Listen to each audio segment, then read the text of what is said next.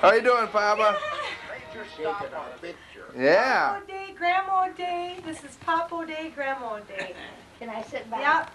Well, We're I'll all. give you a little more. Come on, bro. Very happy in there. This is the Get everybody in there for now. And, I've had enough of my shots. oh, Fooey and Yui. Haven't got one with Grandma and Grandpa. You want to take your foot off, it's so hot. Yeah, it is. It's hot in here. Mike It's kind of cool though today. Mike said I can't ride my bike. You look like you're ready to go to church already. I go to church today, Jack Miller up north. Oh yeah? We went to Sally's, a whole family. Oh, I bet you that's. Are you making pictures now? Yeah, close up with Papa right now. Say something. Smile. Say an Irish limerick or something. You know a rhyme? He's taking your picture. Yeah, I know. Well, It's a tell him it's 'twas a a balmy movie. summer This is a evening. movie. Tell him 'twas a balmy summer evening and a goodly crowd was there. I can't understand you. It was a balmy summer. A bomber, huh, Julie? Oh, What? But he probably won't quit. and a goodly crowd was there, which well nigh filled the bar room on the corner of the square. And as songs and witty stories came through the open door, a vagabond crept slowly in and paused upon the floor. Where did it come from, someone said. The wind is blowing it in. What'll it have, another cried? A whiskey, rum, or gin. Here, Toby, sick him if your stomach's equal to the work. I wouldn't touch him with a fork. He's filthy as a Turk. Now this badinates the poor wretch, took with stoical good grace, and even smiled as though he thought he'd struck the proper place.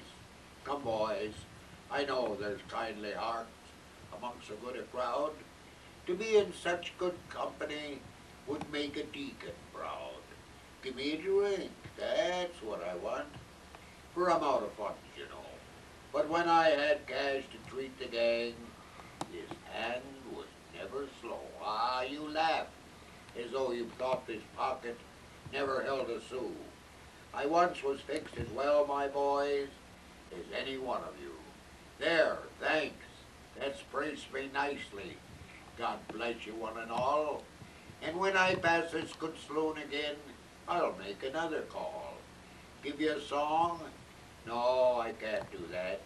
My singing days are past. My voice is cracked, my throat's worn out, and my lungs are going fast.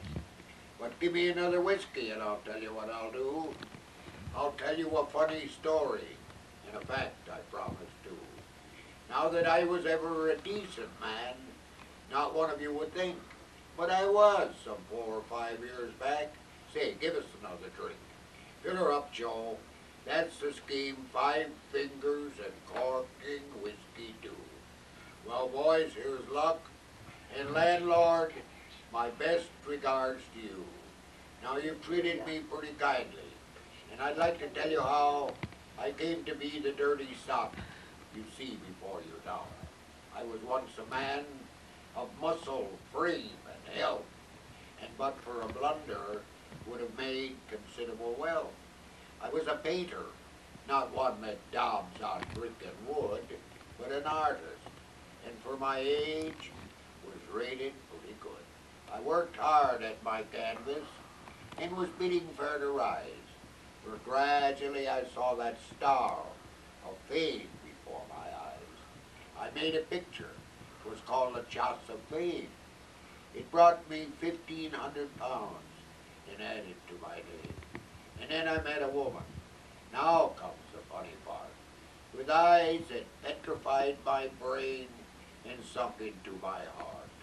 Boys, have you ever seen a woman for whom your soul gives, with a form like the Mile of Venus, too beautiful to live, eyes that would beat the Kohinoor, and a wealth of chestnut hair?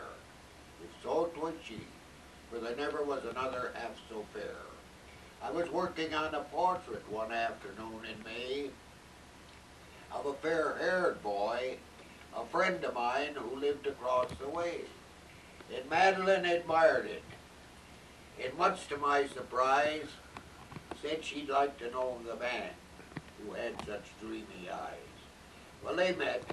It didn't take long for her to know him, and before a month had flown, he had stolen my darling and I was left alone. And ere a year of misery had passed above my head, the jewel I treasured so had tarnished and was dead.